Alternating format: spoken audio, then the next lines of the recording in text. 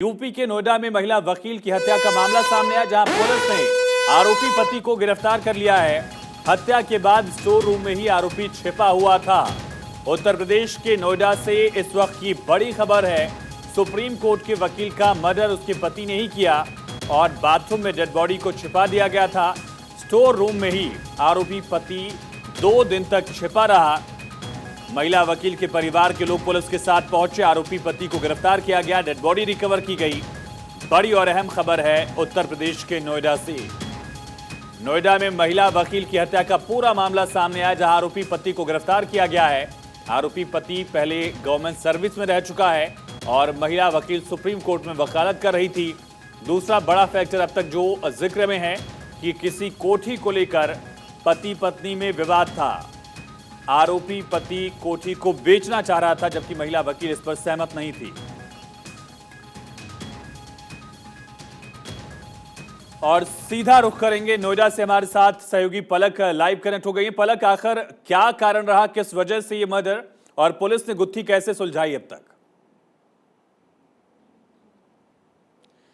आयुष, इस पूरे मामले के पीछे प्रॉपर्टी विवाद है। प्रॉपर्टी विवाद की वजह से ही इस घटना को अंजाम दिया गया और आप मेरे जस्ट पीछे जो कोठी देख पाएंगे, यही इस हत्या की वजह है।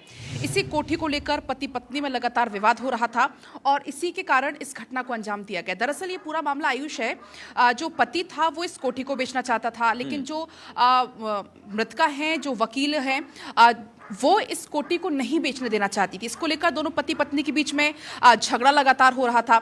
इनफैक्ट जब हत्या हुई है उसके 1 दिन पहले यहाँ पर कोठी के खरीदार भी आए, कोठी को देखने वाले आए और माना यह जा रहा है कि हो सकता है कि सौदा भी लगभग तय हो चुका था, एडवांस भी शायद हो चुका था। इस बात की हालांकि पुष्टि नहीं हुई है और इसी के कारण लगातार पति पत्नी में अनबन हो रही थी। जो मृतका है वो कैंसर से भी पीड़ित है। तो पहले तो बीमारी को लेकर दोनों के बीच में विवाद चला और उसके बाद इस प्रॉपर्टी को लेकर आयुष लगातार विवाद बढ़ रहा था। और जो क्या इसी कोठी में पलक ये पति पत्नी रह रहे थे, यहीं से डेड बॉडी रिकवर की गई है?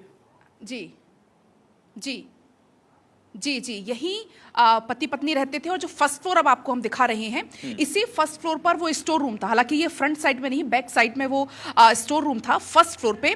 तो हत्या को अंजाम देने के बाद जो आरोपी है, जो उनका पति है, वो फर्स्ट फ्लोर के स्टोर रूम में जाकर छिप गया था, जिसे आज तड़के सुबह 3 बजे पुलिस ने गिरफ्तार कर लिया है। हालांकि अब पुलिस के सामने आज जब पूछताछ हुई तो जुर्म भी उन्होंने कबूल कर लिया है कि हाँ, अपनी पत्नी की हत्या उन्होंने की है। प्रॉपर्टी विवाद का ये पूरा मामला था।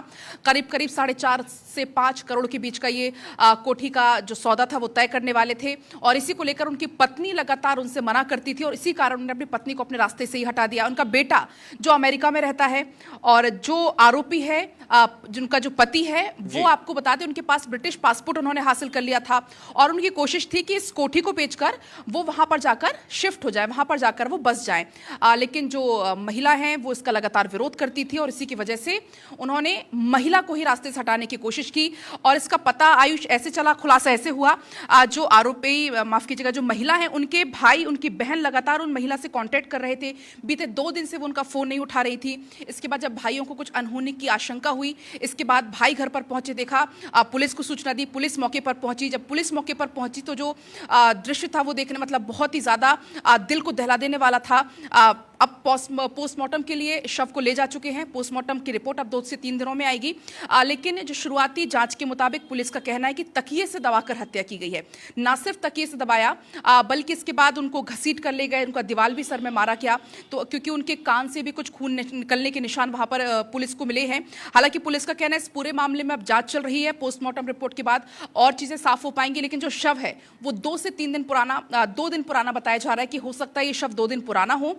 पुलिस इस पूरे मामले में आयुष अब लगातार जांच कर रही है। पलक, तमाम जानकारी के लिए, तथ्यों से रूबरू कराने के लिए बहुत शुक्रिया। फिलहाल पुलिस एक्शन में